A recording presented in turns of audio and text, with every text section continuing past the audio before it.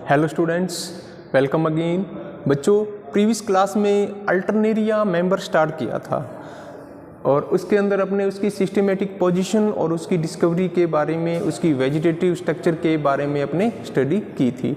और बच्चों, आज का जो हमारा टॉपिक है वो है रिप्रोडक्शन इन अल्टरनेरिया। अल्टरनेरिया के अंदर जनन की जो विधियां हैं उनके बारे में आज अपने डिस्कस करेंगे। तो बच्चों, जैसा कि मैंने प्रीवियस क्लास में बताया था कि अल्टरनेरिया की जो क्लास है वो है ड्यूटेरोमाइस्टीज, और ड्यूटेरोमाइस्टीज जो क्लास है इसको इम्परफेक्ट फंजाई भी बोलते हैं या फंजाई इम्परफेक्ट भी इसको बोलते हैं, आपूर्ण कवक बोलते हैं। आपूर्ण कवक क्यों बोलते हैं ड्यूटेरोमाइस्टीज क्लास को? क्योंकि ड्यूटेरोमाइस्टीज के जितने भी मेंबर हैं इसमें क्या है कि रिप्रोडक्शन की सिर्फ एसेक्सुअल विधि ही होती है। रिप्रोडक्शन की सिर्फ एसेक्सुअल विधि ही होती है, आलैंगिक जनन के द्वारा ही जनन करते हैं। इनमें वेजिटेटिव या sexual reproduction are also absent. इसमें जो लैंगिक जनन है पूर्ण रूप से अनुपस्थित होता है, इसलिए इसको क्या बोलते हैं? अपने आपूर्ण कवक या फंजाई इम्परफेक्ट भी बोलते हैं। तो अल्टरनेरिया के अंदर जनन की सिर्फ एक ही विधि मिलती है और वह जो विधि है वो है एसेक्सुअल रिप्रोडक्शन। अल्टरनेरिया के अंदर सिर्फ आलैंगिक जनन, एसेक्सुअल रिप्रोडक्शन यानी सिर्फ आलैंगिक जनन के द्वारा ही इसमें जनन होता है।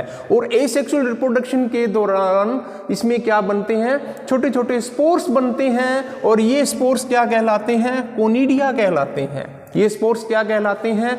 कोनिडिया कहलाते हैं। और कोनिडिया जिस स्ट्रक्चर के ऊपर डेवलप होते हैं, पाए जाते हैं, वह स्ट्रक्चर क्या कहलाती है? कोनिडिया 4 कहलाती है। क्या कहलाती है? कोनिडिया 4 कहलाती है। बच्चों, कोनिडिया 4 माइसीलियम से डेवलप होते हैं।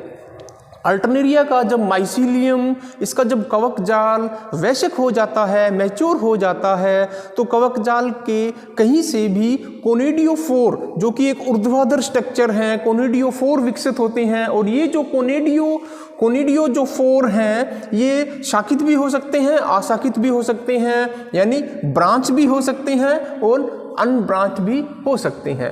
बच्चों, अब प्रत्येक जो कोनिडियो 4 हैं उसके टिप पार्ट पर, उसके अगर सिरे पर छोटी सी बडनुमा स्ट्रक्चर बनती है, एक कलिकानुमा स्ट्रक्चर बनती है। और यही जो कलिकानुमा स्ट्रक्चर है आगे चलकर कोनिडिया में कन्वर्ट हो जाती है या कोनिडिया का निर्माण करती है। तो यहाँ पर आप देख सकते हो कि जो कोनिडिया है, कोनिडियो 4 के ऊपर सिंगल या चेन के रूप में लगी रहती हैं, एक लंबी श्रृंखला के रूप में जो कोनिडिया है वो लगे रहते हैं। और कोनिडिया का जो डेवलपमेंट है वो किस प्रकार का है? एक्सोजीनस प्रकार का है, बहिर्जात प्रकार का, क्योंकि सेल से बाहर जो कोनिडिया है वे डेवलप होते हैं, इसलिए इसको बोलते हैं एक्सोजीनस डेवलपमेंट या बहिर्जात, इसको परिवर्धन बोलते हैं। और जो कोनिडियो 4 के ऊपर, ये जो कोनिडियो 4 है, माइसीलियम से कोनिडियो 4 निकलते हैं, कोनिडियो 4 के ऊपर श्रृंखला या सिंगल एकल कोनिडिया इसके ऊपर डेवलप होते हैं। तो कहने का मतलब है जो कोनिडिया बनते हैं ये या तो चेन में होते हैं, एक श्रृंखला में होते हैं, या फिर ये सिंगल या एकल भी हो सकते हैं, दोनों ही कंडीशंस मिलती हैं।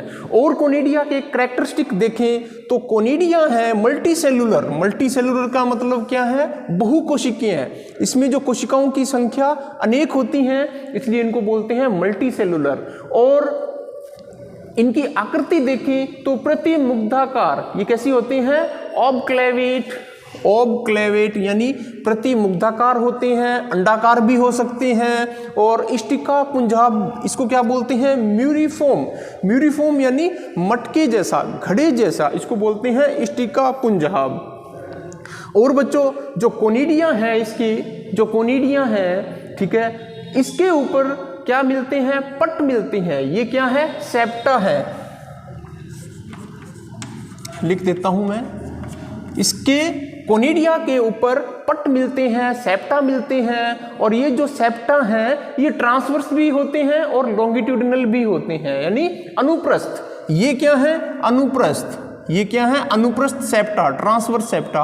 और ये वाले जो सेप्टा हैं ये हैं लॉन्गिट्यूडिनल इसको अपने बोलते हैं अनुदैर्ध्य सेप्टा, और इन पटों की जो संख्या है वो 5 से 10 तक हो सकती है। एक कोनिडिया के अंदर ट्रांसवर्स और लॉन्गिट्यूडिनल जो सेप्टा हैं, पट हैं, उनकी संख्या 5 से 10 हो सकती है। अब कोनिडिया की साइज की बात करें तो इसका जो साइज है 30 to 130 माइक्रोन लंबे होते हैं और 12 to 30 माइक्रोन ये चौड़े होते हैं। बच्चों ये जब कोनिडिया मैच्योर हो जाते हैं तो अपने मदर प्लांट से अलग हो जाते हैं और वायु या एयर के द्वारा इनका डिस्पर्सल होता है, परकिनन होता है, एक जगह से दूसरी जगह पर ये हवा के माध्यम से ट्रांसफर हो जाते हैं और उपयुक्त माध्यम मिलने पर ये अंकुरित होते हैं। और कोनिडिया की प्रत्येक सेल से एक जर्म ट्यूब निकलती है, जनन नलिका निकलती है। जैसा मैंने आपको बताया था कि जो ये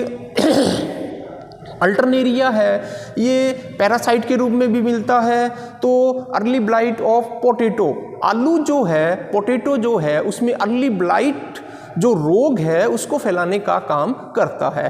तो उसकी जो लीव्स हैं, आलू की जो पत्तियां हैं, पत्तियों के ऊपर जो स्टोमेटा हैं, स्टोमेटा के माध्यम से ये क्या करता है, पत्ती को इन्फेक्शन करने का काम करता है। स्टोमेटा के माध्यम से ये लीव्स के अंदर एंट्री करता है और उनकी जो सेल्स हैं, सेल्स के बीच जो स्पेस है, अवकाश है, वहाँ पर जो कोनिडिया हैं अंकुरित होकर जर्म ट्यूब की हेल्प से अंकुरित होकर एक नया कवक जाल वहाँ पर डेवलप कर देते हैं और धीरे धीरे पत्ती को ये क्या करते हैं, संक्रमित कर देते हैं। जब माइसीलियम वेल डेवलप हो जाता है पत्ती के अंदर तो आलू की जो नर्सरी है, जैसे आलू का भी सीजन है, आलू की नर्सरी को अपने बो देंगे तो कम से कम 3-4 हफ्ता जो पुराना प्लांट है उसकी पत्तियों के ऊपर अल्टरनेरिया के इन्फेक्शन के जो धब्बे हैं वो आपको दिखाई देंगे। सबसे पहले नीचे वाली जो पत्तियां हैं वो येलो इन कलर के यानी पीले रंग के गोल गोल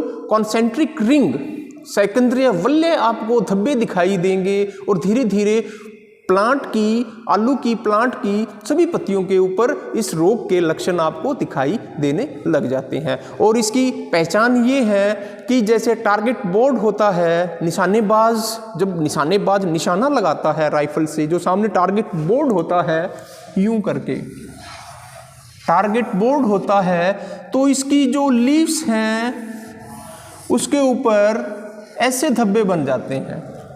इसका मतलब क्या है कि आलू या पोटैटो की जो पत्ती है वो अल्टरनेरिया से संक्रमित हो चुकी है। तो बच्चों ये था रिप्रोडक्शन इन अल्टरनेरिया, जो कि बड़ी ही सिंपल विधि के द्वारा होता है, जिसको बोलते हैं एसेक्सुअल रिप्रोडक्शन, आलैंगिक जनन। अल्टरनेरिया के अंदर सेक्सुअल और वेजिटेटिव दोनों नहीं पाए जाते, इसलिए इसको क्या बोलते हैं, इम्परफेक्ट फंजाई, जो कि मोस्ट इंपॉर्टेंट भी है।